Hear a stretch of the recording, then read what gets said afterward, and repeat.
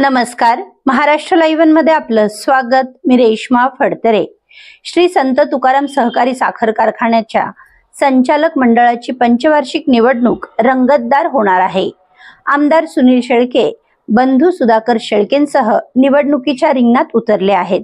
निवडणूक कार्यक्रम पत्रिकेनुसार शुक्रवार दिनांक 7 मार्च रोजी दुपारी 3 वाजेपर्यंत उमेदवारी अर्ज दाखल करण्याची अंतिम मुदत होती।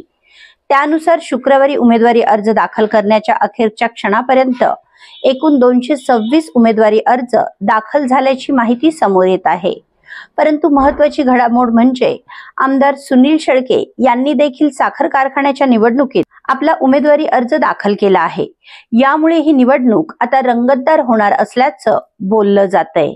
शुक्रवारी दुपारी 3 वाजेपर्यंत व्यक्ती उत्पादक सभासद, अनुसूचित जाती जमाती, महिला राखीव प्रतिनिधी, इतर मागासवर्गीय प्रतिनिधी, विमुक्त जाती, भटक्या जमाती व विशेष मागास प्रवर्ग प्रतिनिधी यांच्या एकूण 21 जागांसाठी 226 उमेदवारी अर्ज दाखल झाले आहेत।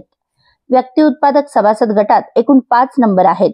यात गट नंबर 1 हिंजवडी ताथवडे, संचालक संख्या 3, गट नंबर 2 पौड पिरंगुट, संचालक संख्या 3, गट नंबर 3 तळेगाव वडगाव, संचालक संख्या 3, गट नंबर 4 सोमाटणे पवनानगर, संचालक संख्या 3, गट नंबर 5 खेड हवेली शिरूर, संचालक संख्या 4 यांचा समावेश आहे। त्यातील सोमाटणे पवनानगर गटातील 3 जागांसाठी सर्वाधिक 41 उमेदवारी अर्ज दाखल झाले आहेत। त्या खालोखाल खेड शिवापूर हवेली गटातील 4 जागांसाठी 37 उमेदवारी अर्ज, तळेगाव वडगाव गटातील 3 जागांसाठी 29 उमेदवारी अर्ज, हिंजवडी ताथवडे गटातील 23 व पिरंगुट गटासाठी 18 उमेदवारी अर्ज दाखल झाले आहेत।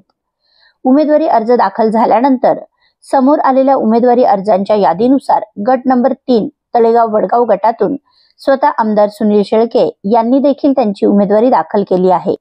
तसेच याच गटातून त्यांचे बंधू सुधाकर शेळके यांचाही उमेदवारी अर्ज दाखल असल्याचे समोर आले असून आमदार शेळके यांच्या एंट्रीनंतर साखर कारखान्याची निवडणूक आता रंगतदार अवस्थेत असल्याचे बोलले जात आहे।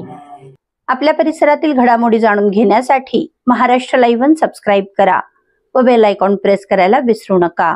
धन्यवाद।